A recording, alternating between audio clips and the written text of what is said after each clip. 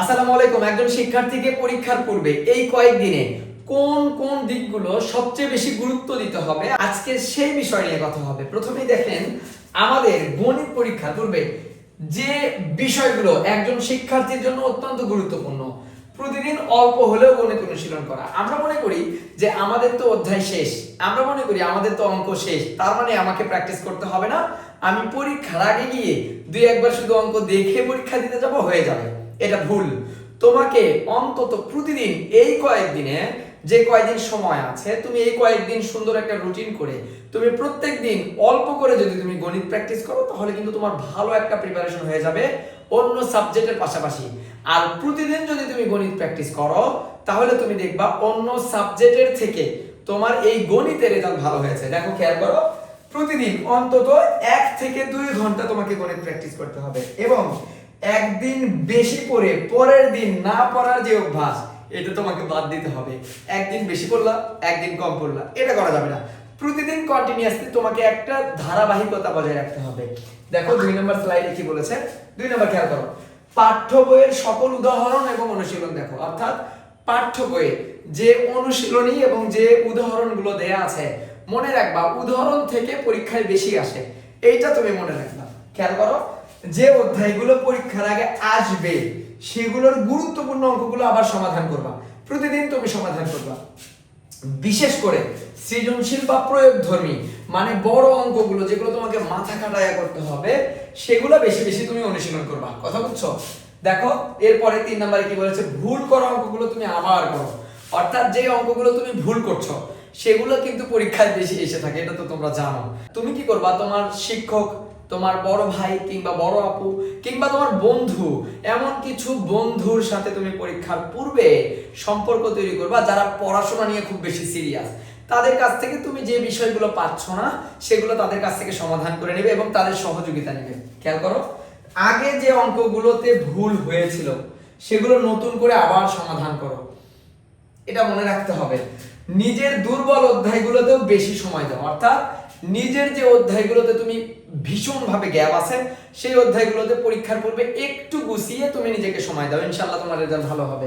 এরপরে দেখো, হাতের লেখা ও উপস্থাপনা সুন্দর করো।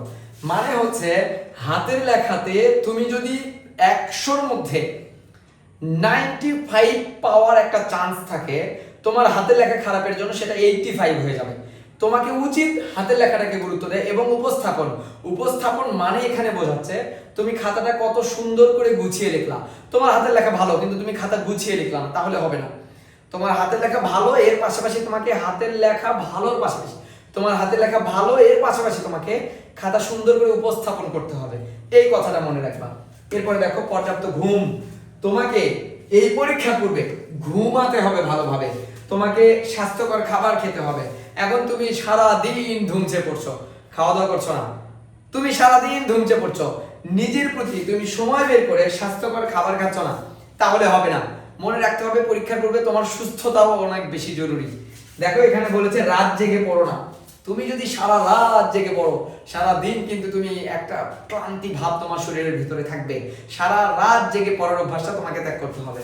পর্যাপ্ত পানি পান করবে, পর্যাপ্ত পরিমাণে পানি পান করবে। একটা টেকনিক ফলো করবা, যখন তুমি পড়বা, পড়তে বসে একটা পানির পট তুমি তোমার পড়ার টেবিলে রেখে দিবা। যখন তুমি অঙ্ক অনুশীলন করবা, কোন অঙ্ক শেষ হয়ে যাবে, একটু করে পানি খেয়ে নিবা, মনে থাকে যেন। এরপরে দেখো, নিজের প্রতি আত্মবিশ্বাস। এইটা আমি বারবার বলি, তোমার নিজের প্রতি কনফিডেন্স রাখবা, তুমি পারবা। তুমি যদি নিজের প্রতি কনফিডেন্স রাখো, আমি পারবো, পৃথিবীর কোনো শক্তি তোমাকে দাবায় রাখতে পারবে না। এই আত্মবিশ্বাস নিয়ে তোমাকে শুধু পরিশ্রম করার মন মানসিকতা থাকতে হবে।